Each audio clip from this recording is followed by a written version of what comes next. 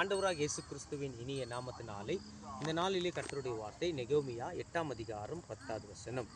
கர்த்தருக்குள் மனமகிழ்ச்சியாக இருப்பதே உங்களுடைய பலன் என்று பைபிள் சொல்கிறது. கர்த்தருக்குள்ள ஒரு தேவனுடைய பிள்ளை வாழும்போது தான் அவனுக்கு சமாதானம் கிடைக்கும், ஆறுதல் கிடைக்கும், நிம்மதி கிடைக்கும். கர்த்தர் இல்லாத நம்மளோட வாழ்க்கையிலே ஒன்றுமே நடக்காது. தேவ பிள்ளையே, இன்னைக்கு நம்மளுடைய மனமகிழ்ச்சி யாருக்குள்ளே தங்கி இருக்கிறது?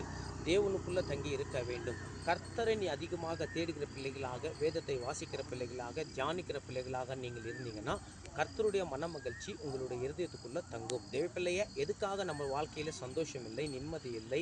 எதுக்காக என்றால் கர்த்தரை உண்மையாகவே தேடவில்லை. நான் இன்னைக்கு விசுவாசிக்கிறேன், கர்த்தர் இந்த வார்த்தை மூலியமாக உங்களோடு பேசினார் என்று. தேவ பிள்ளையே, இந்த உலகத்தில் மனிதர்களை நம்பி ஏமாந்தது போதும். தேவனை நம்பி பாருங்க, தேவன் ஒரு நாளும் உங்களை கைவிட மாட்டார். கர்த்தர் அனுதினமும் உங்களை தேற்றுவார், பலப்படுத்துவார், நடத்துவார். தேவ பிள்ளையே, இந்த நாள் இந்த வார்த்தை மூலியமாக கர்த்தர் உன்னோடு பேசினார் என்று நான் விசுவாசிக்கிறேன். ஒரு நிமிஷம் கண்களை மூடி நம்ம ஜெபிக்கலாம். மகா பரிசுத்தமும் கிருபையும் நிறைந்த நல்ல பிதாவே, ஆசீர்வதிக்கப்பட்ட இந்த அருமையான காலை நேரத்தில் எங்களோடு பேசினதுக்காக நன்றி. ஆன்லைனில் எந்த தேசத்தில் எந்த கிராமத்தில் பார்த்து கொண்டு இருக்கிறார்களோ இந்த மனமகிழ்ச்சி நாளை கொடுத்ததுக்காக ஸ்தோத்திரிக்கிறேன். இந்த பிள்ளைகளோட வாழ்க்கையில் ஒரு பெரிய அதிசயம், அற்புதம் செய்யுங்க. எல்லாவற்றும் கருத்தில் ஒப்புக் கொடுக்கிறோம். துதி கன மகிமை ஒருவருக்கே செலுத்துகிறேன். ஆண்டவரும் மீட்பரும் இரட்சகரும் இயேசு கிறிஸ்துவின் நாமத்தில் வேண்டிக் கொள்கிறோம் ஜீவனுள்ள நல்ல பிதாவே. ஆமேன், ஆமேன், ஆமேன்.